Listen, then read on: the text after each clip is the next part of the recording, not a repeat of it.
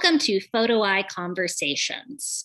Today, I'm excited to introduce you to the newest member of PhotoEye's Photographers Showcase, Amanda Marchand. I'm Ann Kelly, PhotoEye's Gallery Director. Thanks for joining us today, Amanda. So nice to be here with you. Yeah, and where are you joining us from today?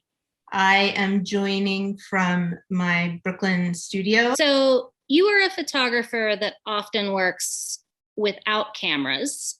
Sometimes cameras are involved, but it seems to me the question of what a photograph is something that you like to question.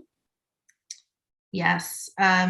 Recently, in the past 4.5 years, I've been working cameraless, but up until then, I had always been using lenses, although changing media and experimenting and playing with cameras. Although I did do one project which was just a digital negative, but it began at the San Francisco Art Institute, where I studied. I did my graduate studies, and I became really interested in the slippery surface of the photograph, and I kept trying to come to terms with the seductive nature of photography and the advertising side and how it misrepresented and ideas around truth.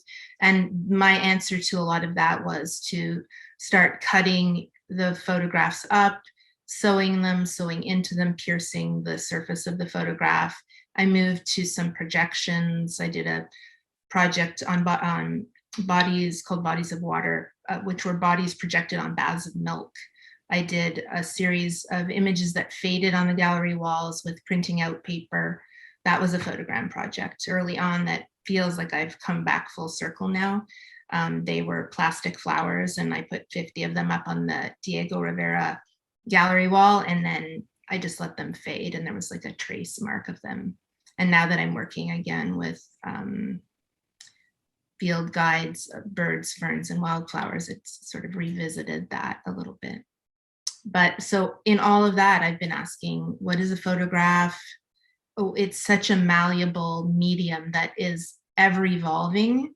And when I was in graduate school, it was very analog based. And, in the past 20 years, it's changed incredibly, and it continues to change. That is certainly true. In the past 20 years, everything has become so digital. There's been a lot of kind of pushback. I would say there's a big resurgence of wet darkroom practices where people really embrace it, and maybe even are finding, new things that, because it was just a given that you would go in the darkroom, seeing it as something that you can push the edges of a little bit more. I'm seeing just a lot of play in all these different areas with wet darkroom practice, and even, obviously digital as well, but it's become sort of so precious. The darkroom threatens to disappear completely, so people seem to be embracing it. I see a lot of just passion for the analog process still around. So we had an exhibition a number of years ago that was called Light and Metal, and it was primarily cameraless work, and there was probably about 10 artists included. That exhibition surprised a lot of gallery visitors. A lot of comments, how can this be photography and there's no camera? And I got to have a lot of interesting conversations with people about that. But there were some people that I want to say almost seemed angry about it, in that it kind of, I think just that it kind of challenged their idea of what a photograph is. And I think most people left happy. But there was kind of this initial reaction of how is this, in the day and age where everybody has a camera on their phone, yes. What year was that, did you say? 5 years ago, I want to say. Something like that. The work's still up on our website. You can find the portfolio. There's some great works included. You probably enjoy checking it out. And so Lumen Prints has been kind of your focus over the past 4 years. Right. So It has been my focus. I started with Lumen printing, well, for a number of reasons. I had been working with, each project is generated by a set of questions. And so my work spans figurative to abstract, depending on the project I'm working on. There's usually like the conceptual conceit. And I had been asking questions about what is a photograph, and is it possible to photograph nothing? That had been the last project I had done before that, when I was in Finland, and I spent a month meditating with using the camera as a tool for meditation. And out of that, I wanted to take that idea of the subject a step further. It was also a new presidency. It was 4.5 years ago. And I felt that this was, when I started the Lumen Prints, was right at the inauguration. And it felt like all the artists I knew were asking, how can I keep working in the same way? Or how do I, this is suddenly a new world that we're in. Everything felt so different. And it was like the reality was new. And so my first Lumen print was a 12-foot by 12-foot meditation circle at the San Francisco Art Institute with 40 plus people. And I took tiled pieces of photo paper and we sat down for a half an hour, and people could raise their hand and switch in and out. So you could sit for a few minutes or you could sit for the duration of the piece. And that was a response to everything that was happening, and that felt very extreme. I just wanted there to be a way for people to be together without the division. I just felt like if we could just sit and mark time on the planet together, this is who we are as humans. And that was where that came from. But out of that, I found the paper. Like that was and I was answering a need. How do I figure out this problem? How can I move in this direction? And then I found the paper was so fascinating to work with. What I discovered is that every brand of black and white photo paper, because Lumen prints are made with black and white photography paper, some of it is expired, some of it is you can buy right now and make perfect prints with. But depending on the brand, depending on whether it's a pearl or a matte finish, glossy, there's a different color palette in each box of paper. And so I fell in love with this, I think of it as like a color alphabet, trying to figure out every time I'd get a new box of paper, there'd be a different, span through the colors of like a certain palette of the rainbow. I've worked now with like about 100 different papers, just exploring that realm of color.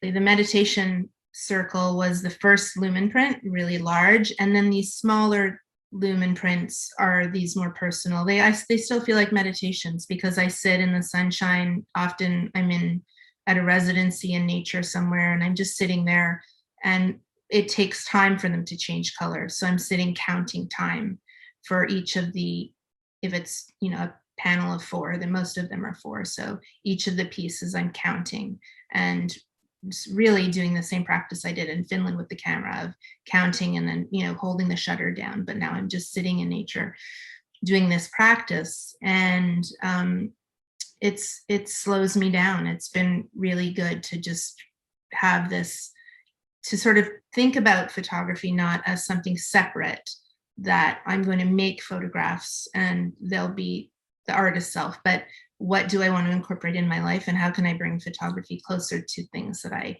really care about? So that would be meditation, and trying to get away from screens and all of those things that are challenging. Kind of the opposite of digital photography. Very much. But you do employ the use now of flatbed scanners. And then your final print ends up being, well, they're collages, but there's digital aspects to them.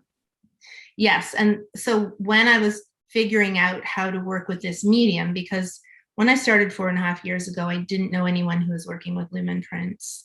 And now it's quite common. And people, you can fix a Lumen print, but you can't fix the color. It changes so radically. So if you have a pink print that is a fresh Lumen print and you put it in fix, it will go dark blue, or it will, the color changes completely, but the image will still be there. So I was really interested in these colors being these actual markers of time because I was counting and I didn't want to lose that. I wanted these to be records of time. And so I embraced the scanner as a tool to fix that time, or to, save it, to save the color that related to time. And also like the way that this new technology spoke more largely to the medium of photography, which has its roots, its early roots before Henry Fox Talbot was exhibiting his unfixed prints because they had not yet found a way to fix them. So very early process was unfixable. And so that arc of time to early photo process, now with the new technology of the scanner, just really was speaking to the medium of photography and its evolution in a way that I was also interested in documenting these endangered species that are disappearing through the medium by, doing these abstract images of birds, ferns, and wildflowers. Right. So within that project, you kind of depict each of those things in this abstract pattern, as opposed to, you're not going to see just the bird or the fern, or it's your interpretation. It's very much my interpretation, very abstract. Beaks or the ferns pretty much look the same. I gave myself a rule. I was trying to simplify in this project. I've really been trying to distill and simplify. And so I was allowed to make one mark per piece of paper with a book. So all of this I've been using. Books have been the way that I've made the images. So I really just have a straight edge, but I have to describe these very diverse natural shapes with a book's edge. So that was the challenge. That's been really, it's so wonderful when you give yourself really extreme limits. I feel you can go off in these directions you would never imagine. So having those limitations really became the vocabulary for the project, which was this very abstracted representation of the flora and fauna.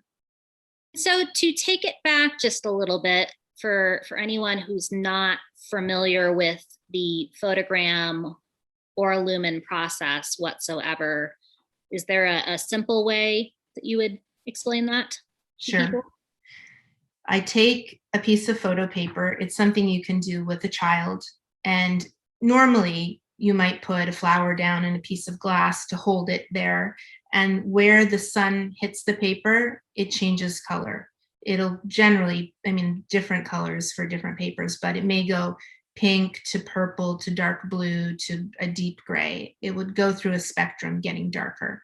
When you've lifted off the flower, you'll see a white flower, or maybe if the sun is penetrated, there'll be color there, and a darker surrounding. So the sun is changing. It is actually having a chemical experience with the paper because there's a tiny bit of developer in photo paper. So it's really developing in the sun. That's what's happening. It's a chemical reaction that's happening. So it's very simple. You just put photo paper in sun and it changes color. Because it will keep changing color, I have been using the scanner to stop that and saying this one is ready, the contrast is good, or I like this color, I'm going to run it through the scanner. And the scanner will actually participate in making the image because the flatbed scanner has a light. So as the light passes over, it continues to change the color and participates in this process. And then I print it. Whereas in the black and white darkroom, you would put a negative in the enlarger. In theory, project the negative onto the paper, and then you would fix it using different chemistries, but that's going to yield a black and white image. So I know the first time I saw a lumen print, it was kind of delightful and exciting to see that the colors that could be result of that. It is. It's so exciting. It's exactly that when you're first introduced to a dark room, a wet dark room, and you see the image coming up in the developer, it's that same feeling of the colors that come out of the paper, that I'm still really fascinated by, even after 4 years. Yeah.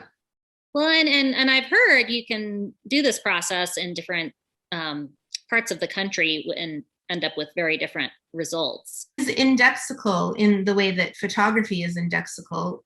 It is indexical more to weather and the humidity and the amount of sun you have, and those conditions, those will affect the development, and those will affect the colors. And sometimes I've done a few residencies at the Hermitage Artist Retreat in Florida, and it's very bright, hot sun, and taken those and tried to match a color with the same paper, and I can't get it. And so it is really, in a way, site and time specific to have that piece done in that place as a record of that moment. What is it for you about working in photography in kind of experimental ways, kind of going a little bit outside of the box, that drives you? I think the language of photography is its own language. It's a language of halves. As the aperture opens or closes, you're halving or doubling. It's a language of a negative and a positive, going back to analog. Digital changes the vocabulary a little bit. But I think within that vocabulary, there's, for me, as I started out alongside photography, writing a lot, and was, I actually graduated from my master's degree and published a book of fiction. So that has been a big part of my the way that I relate to art. And so language has been a big part of that. But the way that photography is its own language seems to be really fascinating to me, because in the way that it can become poetry, that those halves and doubles may relate to something that is experiential or that has something to do with the human condition. I don't know what, I'm not specifically talking about it, but that's how I use it. The conceptual side of it being light and time-based, just seem to be such human elements. The fact that it relates to who we are on this planet somehow. We're a very visual culture. And so a lot of my questions have to do with the eye of the lens and how it perceives space, how that gets translated to 2 dimensions, and then the relationship that photography has to time, and this idea of the mortality of our planet and our own mortality, and how those two seem to be talking about the same thing: photography and time, and life and death. And so when I'm working with it, I'm usually thinking poetically in those terms. And when I'm playing with it, I'm often trying to push against its edges, or feel out what photography actually is. What happens if I photograph at night and I'm a blind photographer and I can't see? I did a project photographing my mother's garden for a summer in northern Canada where there was no ambient light. So I was composing images and I couldn't compose. I couldn't work the way a photographer works. So that problematic became really interesting and compelling. All of the images that were produced were just by accident or fortune, really nothing to do with the visual. And then again, in Finland, is it possible to photograph nothing?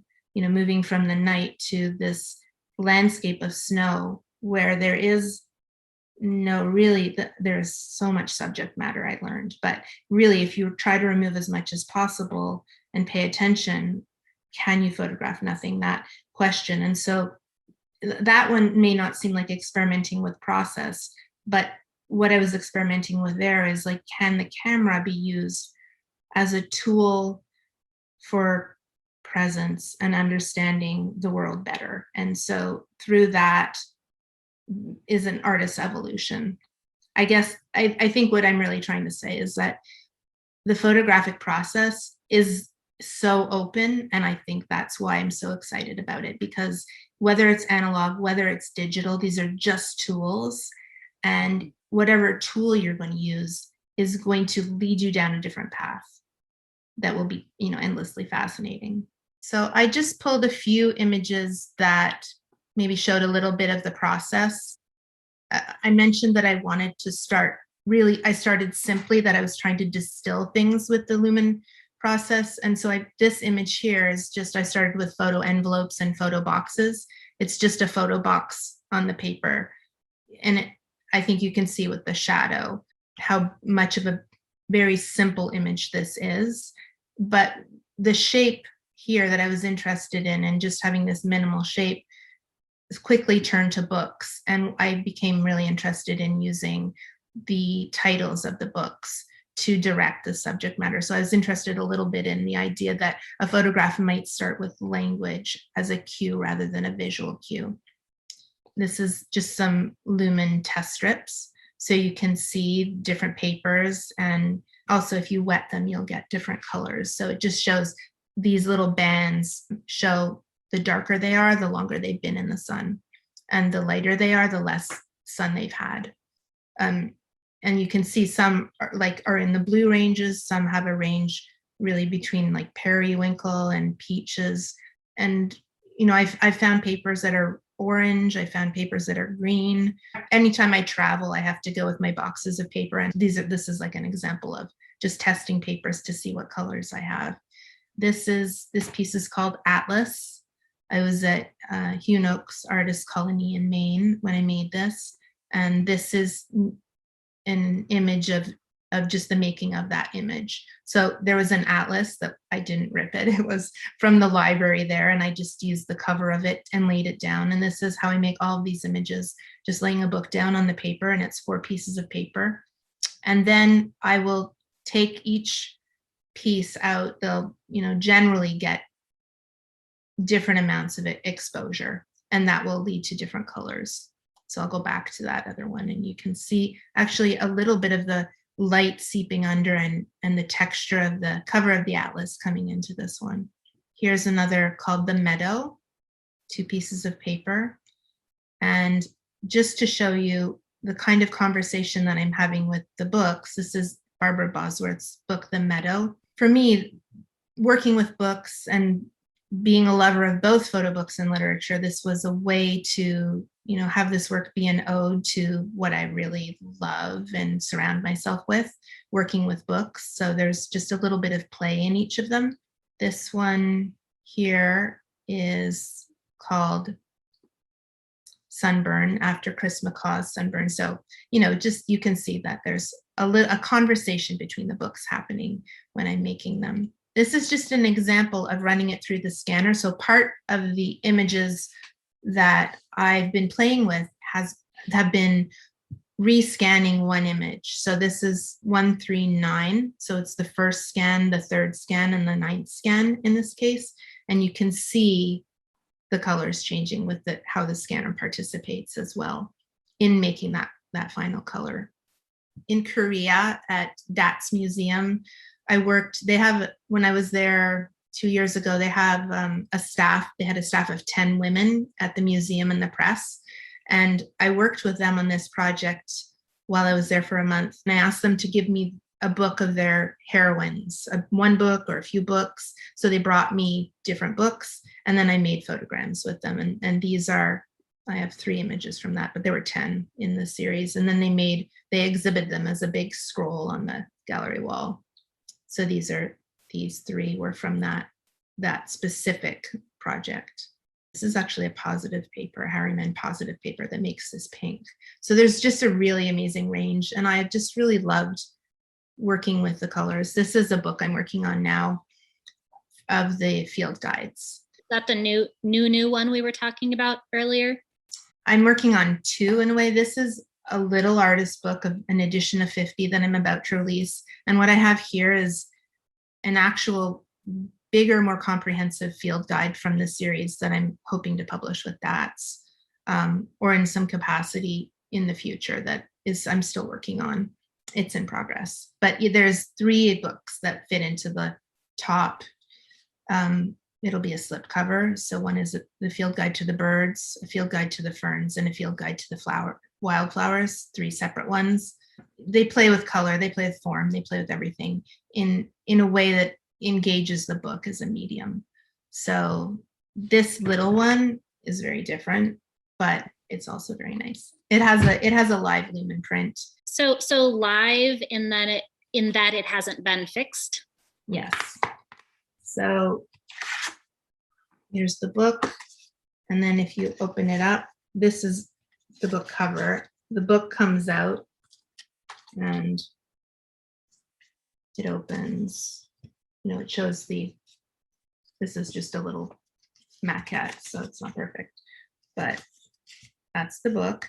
It opens up into a large lumen piece. And then in the envelope, the way the book is housed in this envelope, there's a live lumen print that will expose and continue to change, but this comes white, so it's up to you to engage with it and make it. And then you can see the line from that little pocket where it's been. Has the paper been in some of the paper been in the pocket the whole time, or probably all of it's a little exposed? It has been a little exposed because I've been working with it, but it has been in the pocket, the pink, and then this has just gone darker and darker until it's turned gray. So this has gotten a lot of light. And yeah, so that's my new book I'm about to release.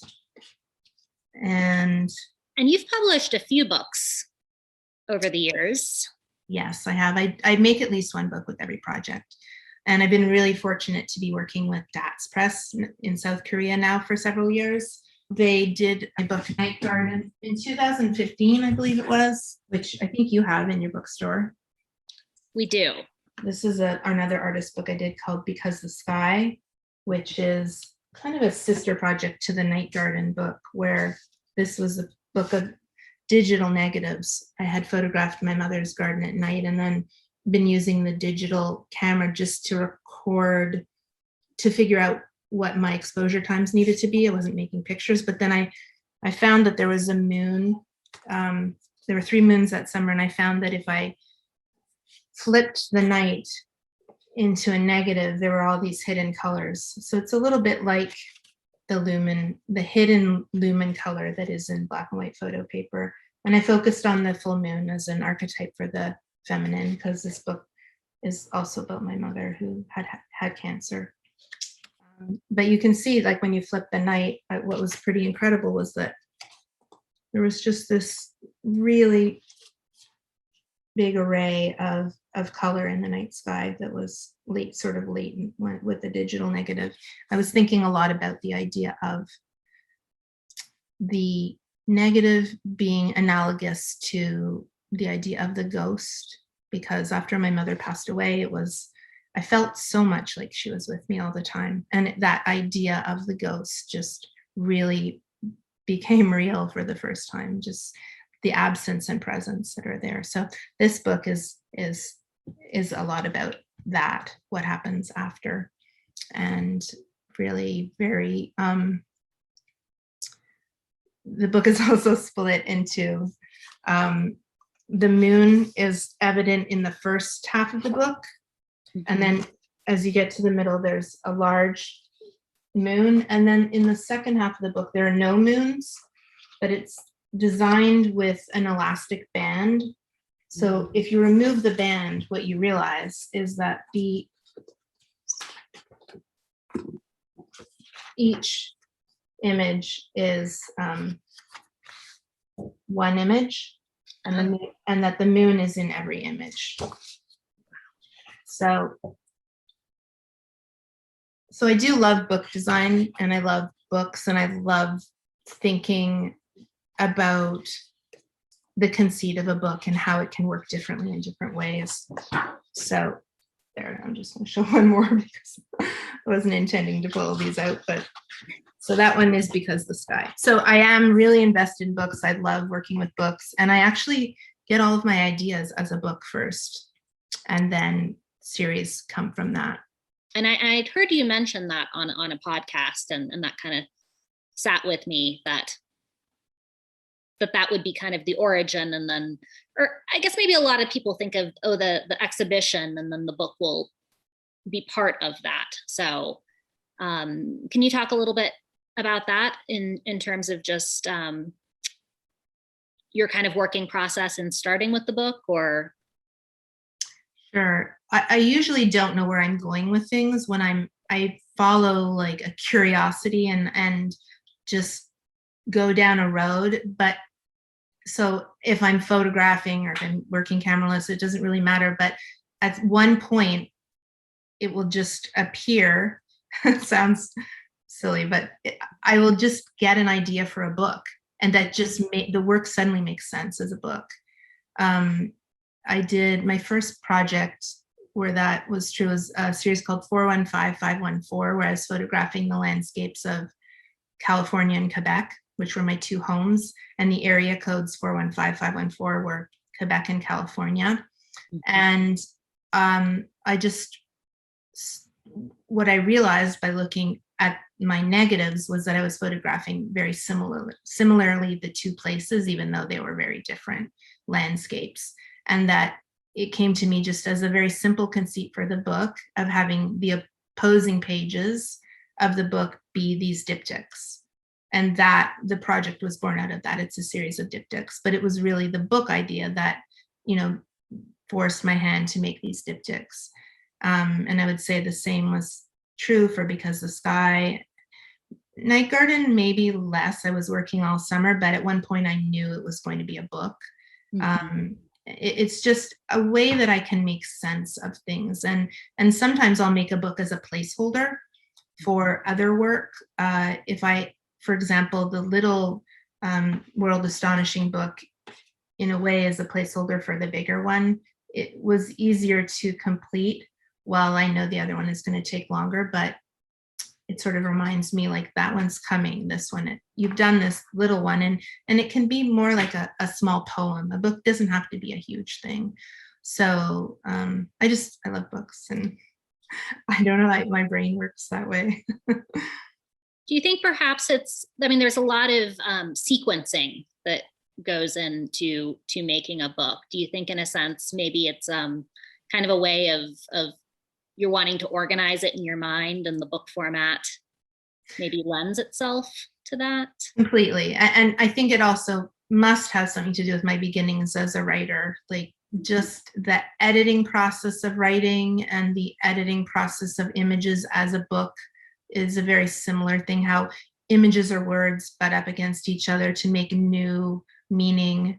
But the book just is a sculptural form too.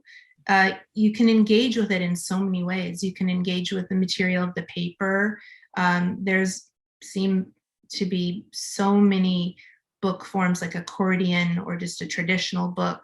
And depending on how you work with them, the meaning of the project can really change. So I think the design side of it is really kind of like a puzzle that has to be figured out. And it's always just such a hard, anyone who makes books knows it's just a hard nut to crack, but when you do, it feels really good. So, yeah.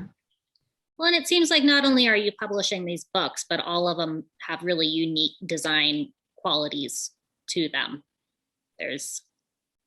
They become these art objects.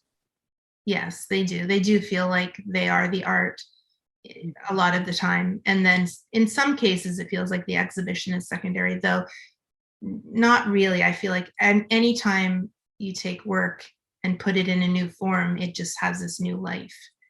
It exists in a different way. So then the exhibition becomes a different way to explore the work. So it's like a version of the work that I love playing with, and that for whatever reason, I find just endlessly absorbing. Well, I think the fact that you're using books to make the work is somewhat telling.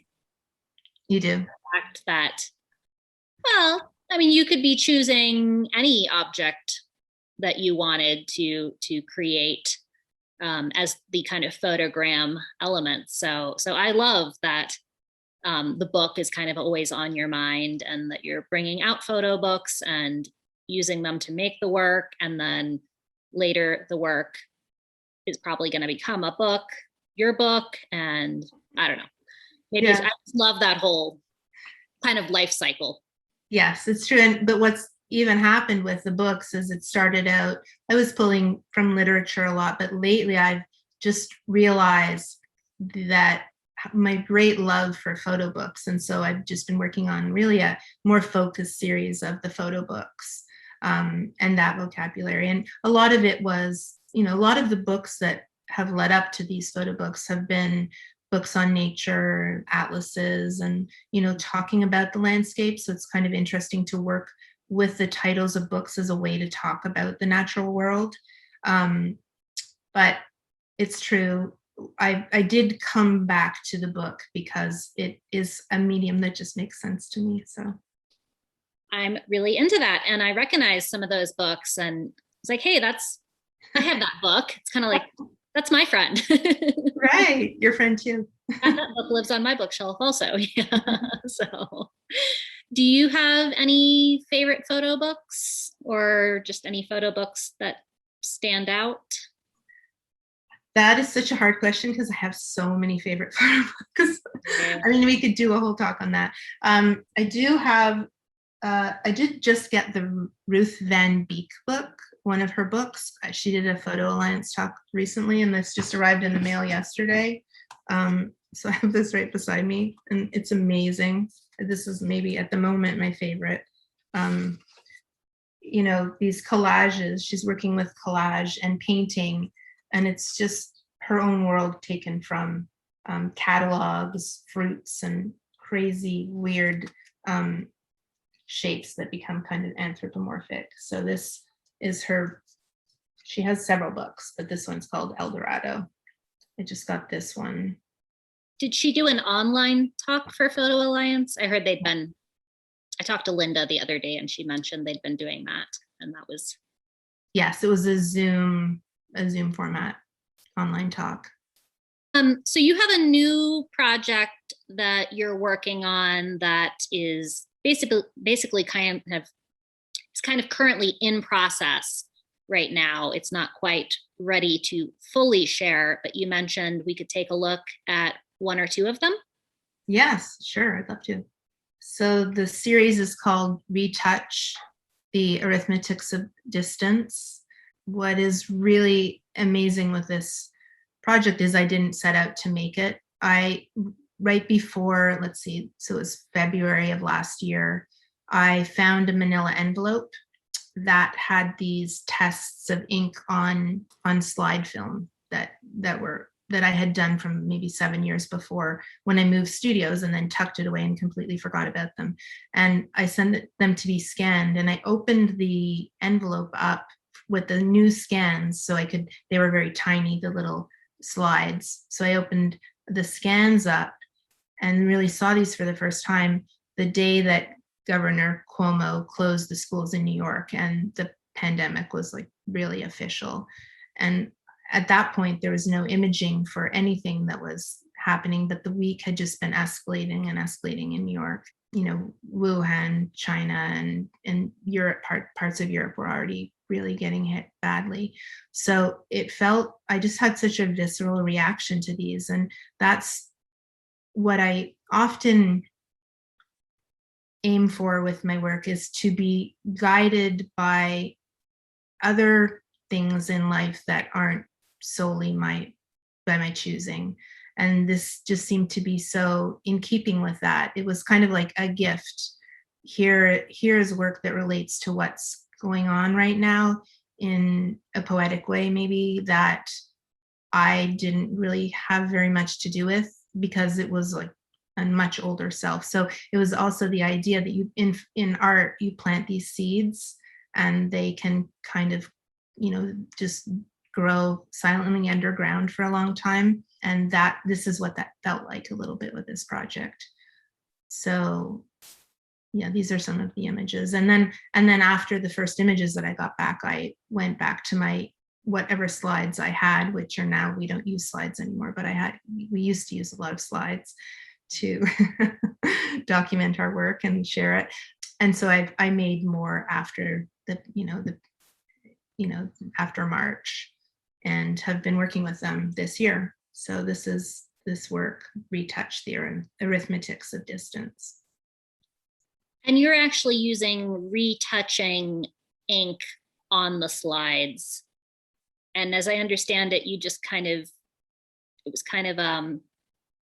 you weren't going in with a paintbrush and completely, yes. Just taking these old retouching inks that I had, and just dropping the ink on with a dropper, and whatever happened. And they're very hard to control because they're very tiny little slides. And so this is what I got. These are the images that came out of that.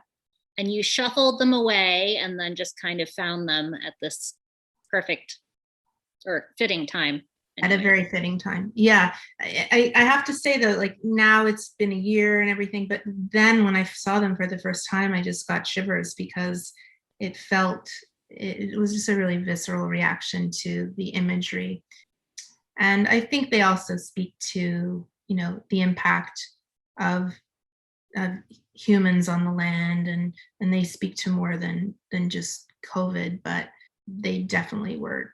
They definitely related to like what was happening last spring in a very immediate way.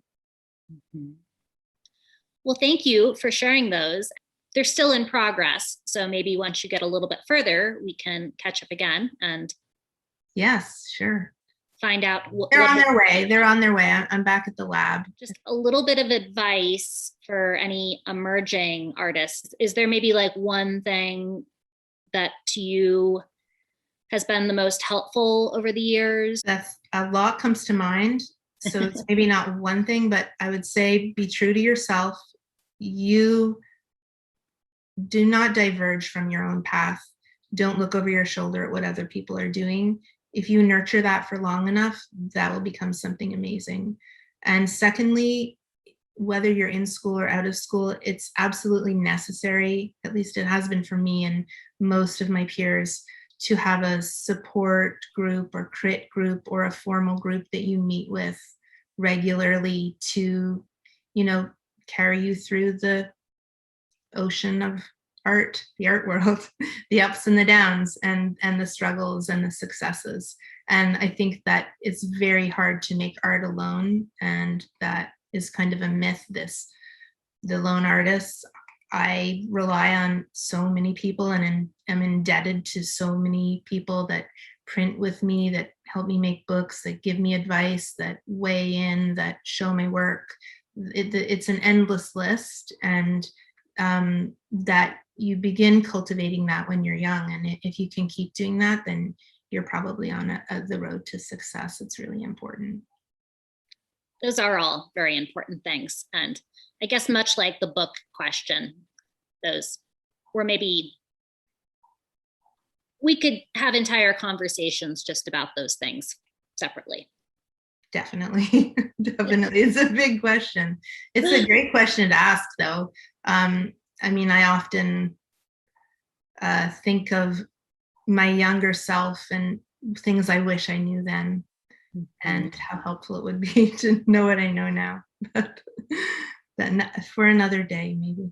Exactly. For another day. Mm-hmm. Well, thank you so much for joining us. Really appreciate it. Such a pleasure. Thank you so much. It's been great to talk. Thank you for watching Photo Eye Conversations. I hope you enjoyed meeting Amanda. When you have a moment, go to our website and spend a little more time with her work. If you have any questions, feel free to reach out to me directly. You can email me at gallery@photoeye.com.